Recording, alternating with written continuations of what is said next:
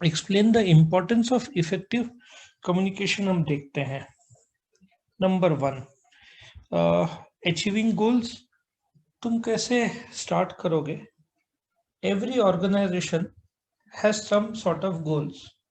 वो गोल्स हो सकता है टर्नओवर का हो सकता है प्रॉफिट का हो सकता है रिटर्न्स का हो सकता है वेल्थ का हो। ज्यादातर तो टर्नओवर और प्रॉफिट का होता है कि इस साल इतना टर्नओवर करना है, इस साल इतना प्रॉफिट करना है।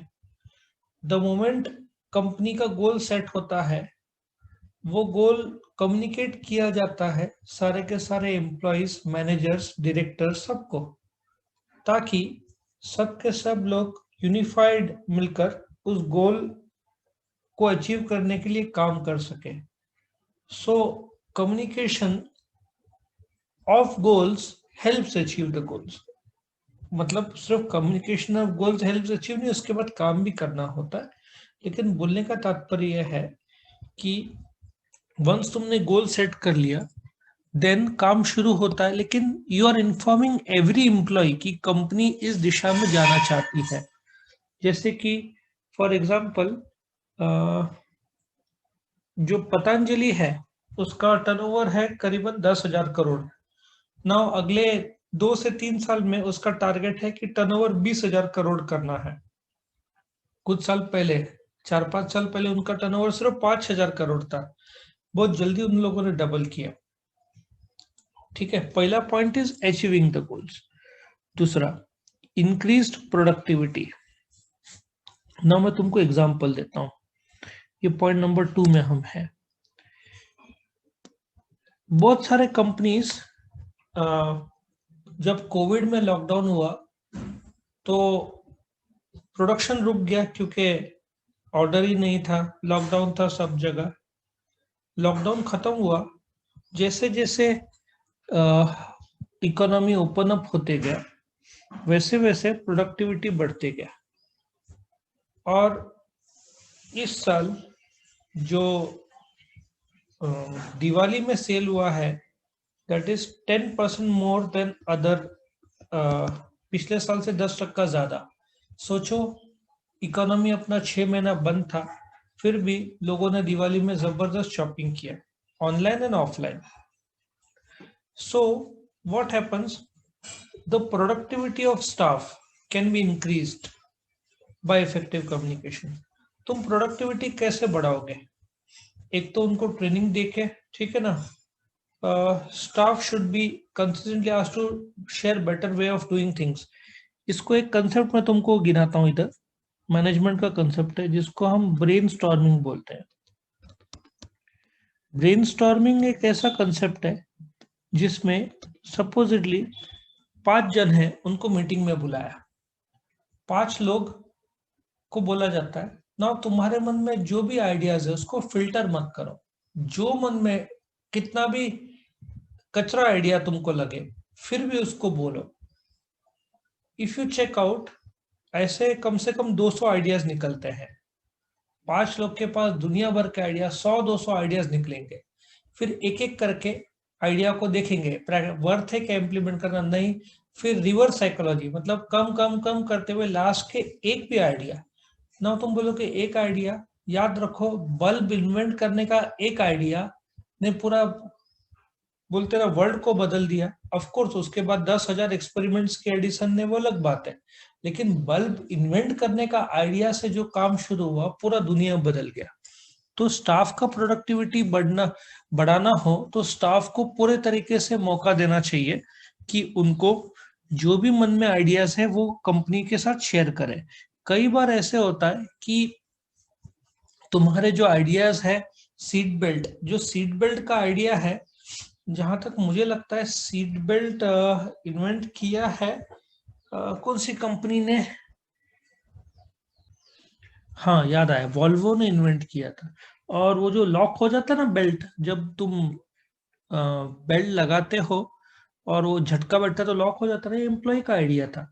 तो इस प्रकार से तुम प्रोडक्टिविटी बढ़ा सकते हो। बहुत सारे आइडियाज तो एम्प्लॉयज के रहे हैं इन्वेंशन में। आगे बढ़ते हैं। Third, sound plans. Now planning एक प्रोसेस है और प्लान उस प्रोसेस का नतीजा। फॉर एग्जांपल, तुमको बिल्डिंग का कंस्ट्रक्शन शुरू करने से पहले ब्लूप्रिंट लगता है, और ड्राइंग आता है ना ब्लू कलर के कागज में, ब्लूप्रिंट जिसको बोलते हैं, तो वो तो प्लान हो गया। उसके पहले चर्चा करते कहाँ, कैसे, कब, क्या, दैट इज अ प्रोसेस। और वो उसके बाद प्रोसेस बनने के बाद लिखित फॉर्म में जो होता है उसको प्लान बोलते हैं। नाउ कम्युनिकेशन बेसिकली क्या करता है कि ये प्लान तैयार करता है। नाउ गोल तो सेट हो गया, लेकिन कंपनी को एनुअलाइज प्लान भी तो तैयार करना पड़ेगा, क्योंकि गोल तो एनुअल है लेकिन गोल ऐसे ही अचीव नहीं होता। फॉर एग्जाम्पल, यहाँ से तुमको मुंबई जाना है, तो तुमको पहले प्लान करना पड़ेगा कौन सा दिन, कौन सी गाड़ी, खुद की गाड़ी है तो पेट्रोल लगेगा, कहाँ ब्रेक्स लेंगे, ठीक है ना, और कब निकलेंगे, सवेरे दोपहर शाम रात, कब पहुंचेंगे, कब वापस आएंगे। ये सब प्लानिंग का पार्ट है। तुम अंधाधुंध चले गए, बाद में पता चला पेट्रोल की कमी है, पेट्रोल पंप किसी कारणवश नहीं मिल रहा है। मेरे टाइम में तो पेट्रोल पंप एक या दो ही हुआ करते थे नासिक, अभी तो काफी हो गए हैं। लेकिन तुमको सब तैयारी के साथ जाना पड़ेगा। गाड़ी का सर्विसिंग हुआ है कि नहीं, टायर्स बराबर है कि नहीं, हवा चेक करना, ये सब प्लान्स का पार्ट है। गोल तुम्हारा मुंबई है, लेकिन गोल अचीव करने के लिए बहुत सारे स्टेप्स तुमको लेने पड़ेंगे, ये सब प्लान में आता है। ठीक है, नेक्स्ट चौथा point, generating new ideas. Again मेरा एडवाइस है, जनरेटिंग जो न्यू आइडियाज है ना, इसमें बेस्ट एग्जांपल इज ब्रेनस्टॉर्मिंग। जो ब्रेनस्टॉर्मिंग मैंने बताया था ना, ये इधर बेस्ट बैठता है, क्योंकि तुम सबको बुलाते हो, ठीक है ना, और सबको बोलते हो जो मन में आइडिया आता है वो दो, ठीक है। तो कैसे होता है जनरेटिंग न्यू आइडियाज में, इसमें एग्जांपल बेस्ट है। मैं एक और एग्जांपल लेता हूँ स्टीव जॉब्स का। स्टीव जॉब्स भी नहीं, मैं जैसे आइडियाज आ रहे, Henry Ford. Henry Ford, Ford motor corporation 1903 को शुरू हुआ, फोर्ड मोटर कंपनी बोलना चाहिए। उस समय सिलेंडर 2-4 होते थे। फोर्ड ने डिसाइड किया कि 8 सिलेंडर की गाड़ी बनाएंगे। उसके इंजीनियर्स आए और बोले कि नहीं हो सकता। तो उसने बोला कुछ भी करो, कुछ भी आइडिया लगाओ, लेकिन करो। वापस से वो लोग आए कि नहीं हो सकता। अब Henry Ford was a very strict man, उनको डर था कि हकाल ना दे, तो वो लोग ट्राई करते गए, नए आइडियाज नए आइडियाज, लास्ट में 8 सिलेंडर बना। ठीक है, सो बोलने का तात्पर्य, कम्युनिकेशन के थ्रू तुम नए आइडियाज बिल्डअप करोगे, जनरेट करोगे, और दुनिया नए आइडियाज से ही इंप्रूव हुआ है, नए आइडियाज इनोवेशन से ही इंप्रूव हुआ है। बल्ब ने एलसीडी का शेप लिया, एलसीडी ने एलईडी का शेप लिया, एक एक एक एक तुम देखो। उसके बाद next point is working together. Next point तुम्हारा है वर्किंग टुगेदर, ठीक है। Effective communication ensures that staff work together and work for the organization. Now let us take one example. एक कंपनी है जिसमें सेल्स और जनरल मैनेजर के बीच dispute चल रहा है। जनरल मैनेजर थोड़ा स्ट्रिक्ट है, सेल्स मैनेजर थोड़ा सा बोलते ना लाइट और लिबरल है। दोनों के बीच ठीक से साम्यता नहीं आ रहा है, ठीक है। सो अल्टीमेटली कंपनी को साथ में लेके चल रहा है, दोनों अपना अपना ईगो देख रहे हैं। लास्ट में सफर कौन करना है, कंपनी को करना है। So communication is very clear. Director से स्ट्रेट फॉरवर्ड कम्युनिकेशन आएगा कि या तो तुम लोग साथ में काम करो या तो कंपनी छोड़ दो, क्योंकि गोल्स अचीव करने के लिए कंपनी एज अ होल काम करना पड़ता है। इंडिविजुअल यूनिट्स मिलकर काम नहीं करेंगे। इंडिविजुअल यूनिट्स मिलकर काम करेंगे तो कभी टर्नओवर अचीव नहीं होगा, क्योंकि सेल्स मैनेजर यदि अपने एजेंडा पर चलता है खुद के, तो कंपनी का एजेंडा कहाँ जाएगा। फॉर एग्जाम्पल, कंपनी को टारगेट है 100 गाड़ियां बेचना है महीने में, सेल्स मैनेजर बोलता है कि 80 गाड़ियां बेचेंगे, वो तो बेच देगा 80 गाड़ियां, लेकिन वो तो उसका इंडिविजुअल गोल अचीव होगा, कंपनी का नहीं, ठीक है ना। और जनरल मैनेजर चाहता है कि 100 के बजाय 150 गाड़ियां बेचे, तो उसको कमीशन बोनस ज्यादा मिलेगा, इसलिए उसमें बुराई नहीं, कंपनी का गोल एक्सीड करना, लेकिन ऐसा ना हो कि वो प्रेशर डाले सेल्स मैनेजर पर। सो वर्किंग टुगेदर में कंपनी को आगे रखते हुए दोनों को काम करना है, बराबर है। Next, quick problem solving. Now तुमको एक एग्जांपल देता हूं टोयोटा का,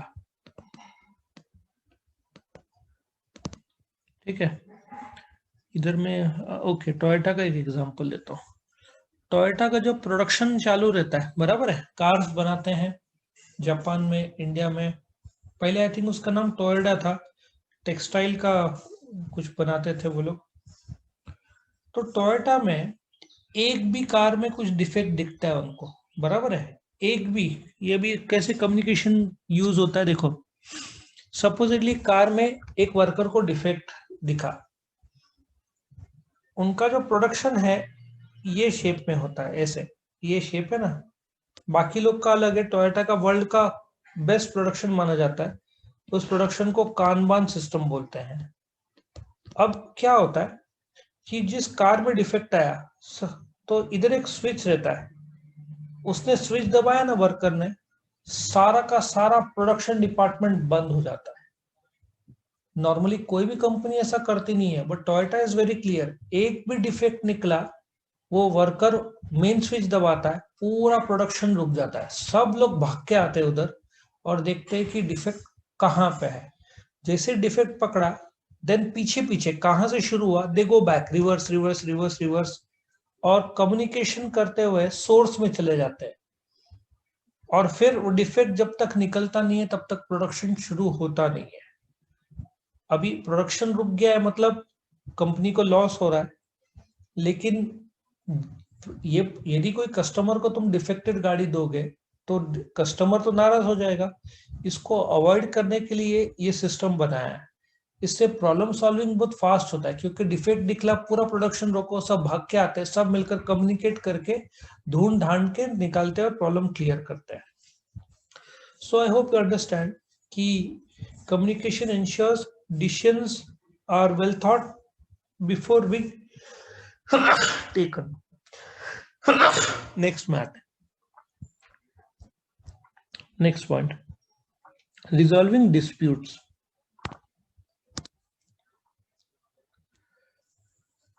Now, अभी इसमें कंसेप्ट है हेनरी फेयोल का एस्पिरिट डी कॉर्प्स, कि पूरे के पूरे ऑर्गेनाइजेशन में शांति होनी चाहिए। बट एक रिसर्च बताता है, रिसर्च ऐसा बताता है कि झगड़े के वजह से 60% एम्प्लॉय ने कम से कम एक आध दिन का छुट्टी लिया है, कम से कम एक आध दिन का, बिकॉज ऑफ स्ट्रेस। अभी मैं तुमको एक एग्जांपल देता हूं, एग्जांपल दूंगा मारुति का, तुम एग्जाम में एग्जांपल जरूर लिखना।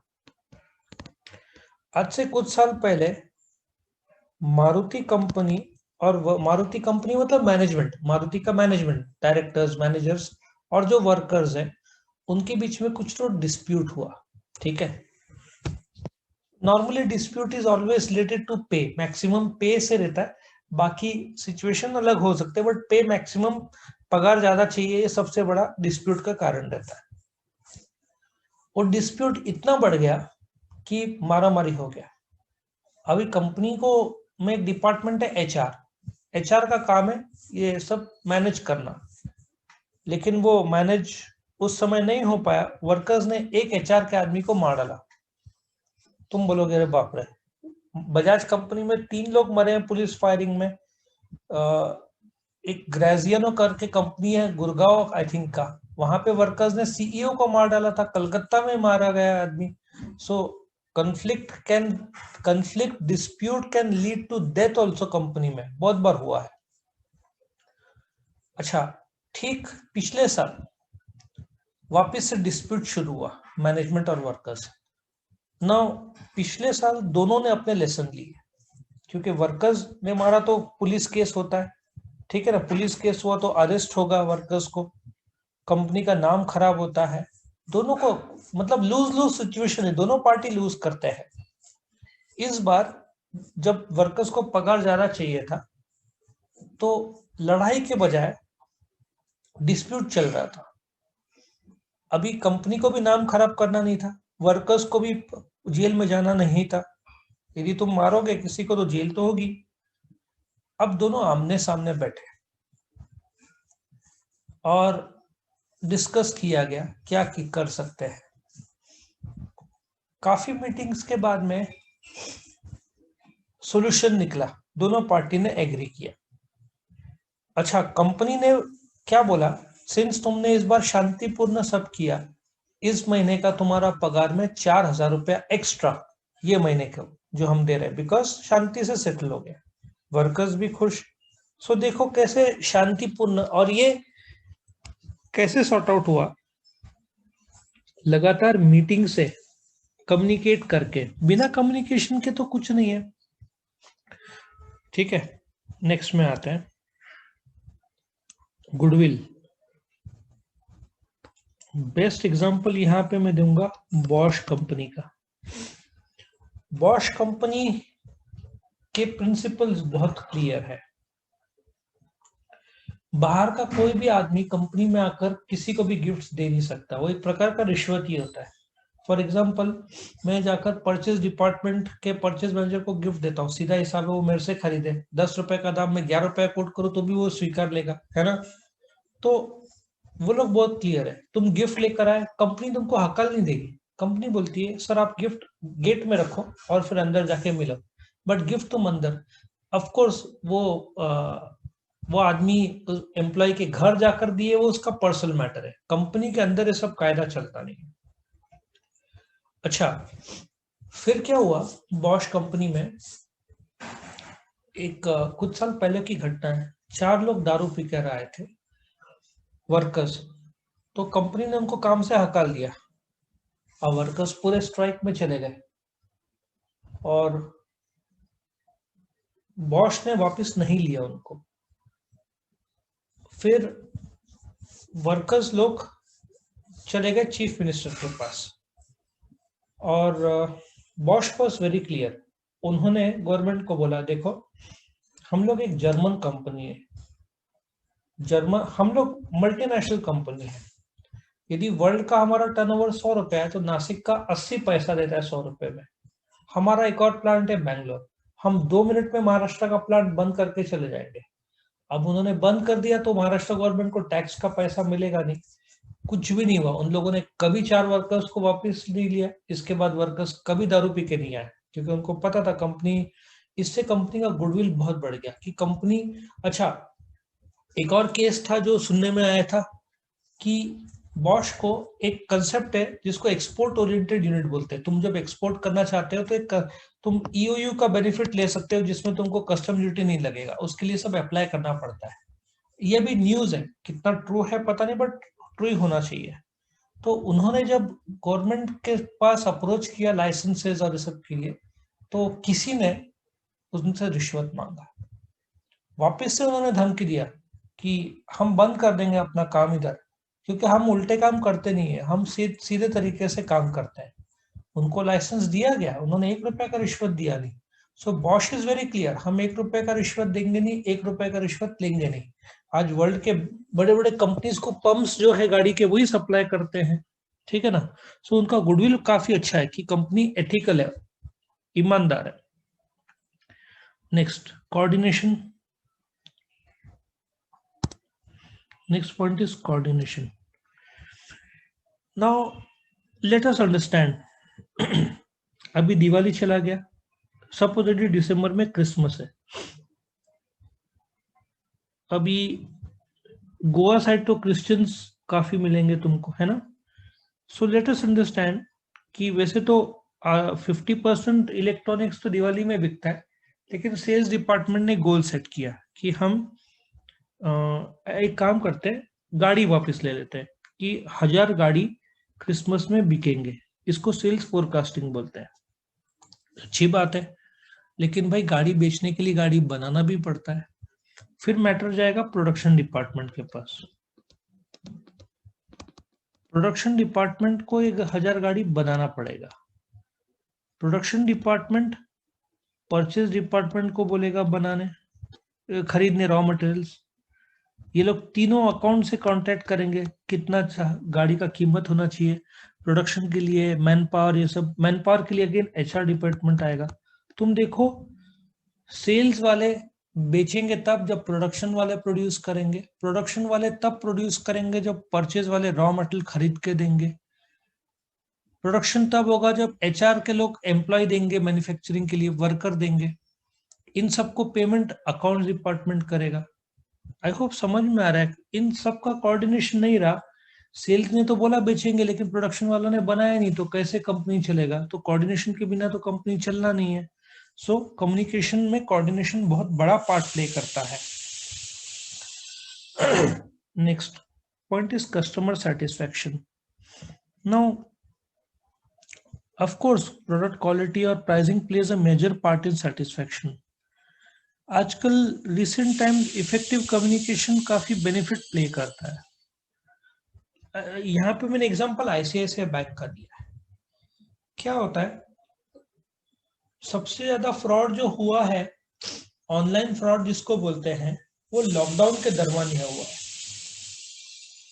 वर्क फ्रॉम होम की वजह से कैश कम हो गया, बिकॉज जो भी पेमेंट से सारे के सारे ऑनलाइन हो रहे थे, और लोग करेंसी को हाथ लगाने से भी कुछ लोग डर रहे थे कि भाई कोविड हो गया उससे। तो डिजिटल पेमेंट्स काफी बढ़ गया कोविड के टाइम में, लेकिन ऑनलाइन फ्रॉड्स भी बढ़ गया।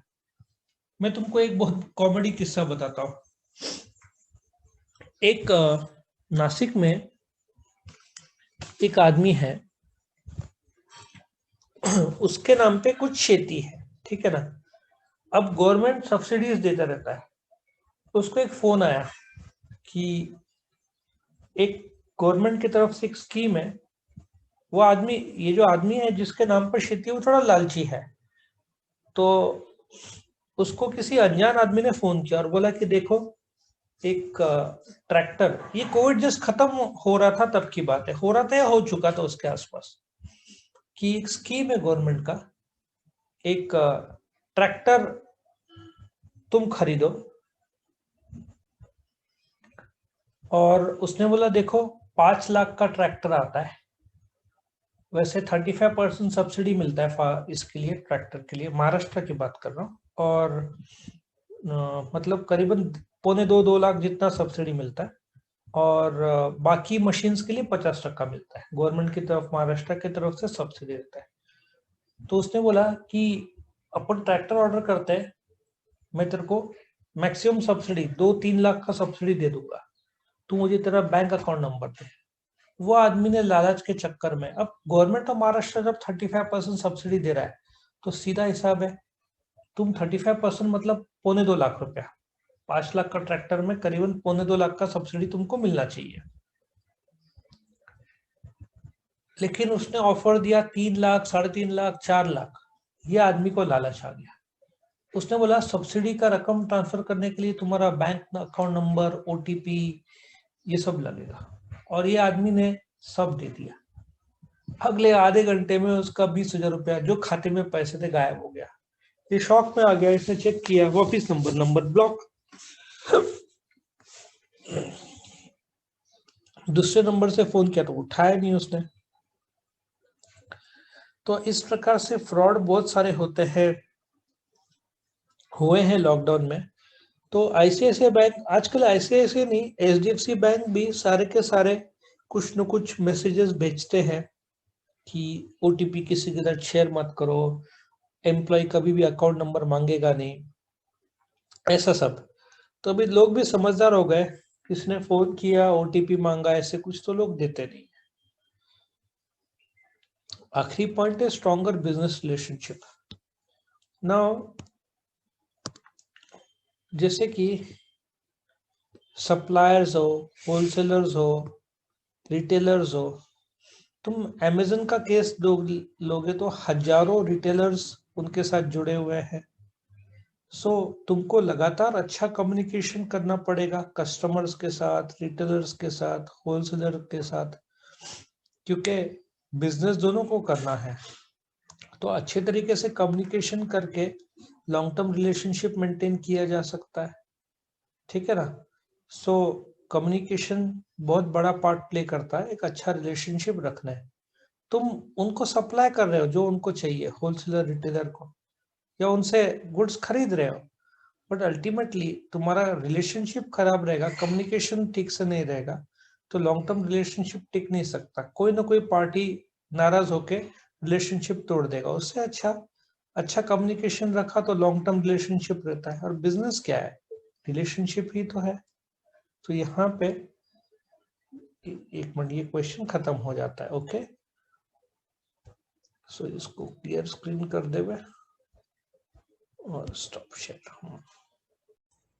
वीडियो पसंद आया तो लाइक कीजिए, अपने फ्रेंड्स के साथ शेयर कीजिए, उनका भी फायदा हो, और चैनल को सब्सक्राइब कीजिए। Thank you.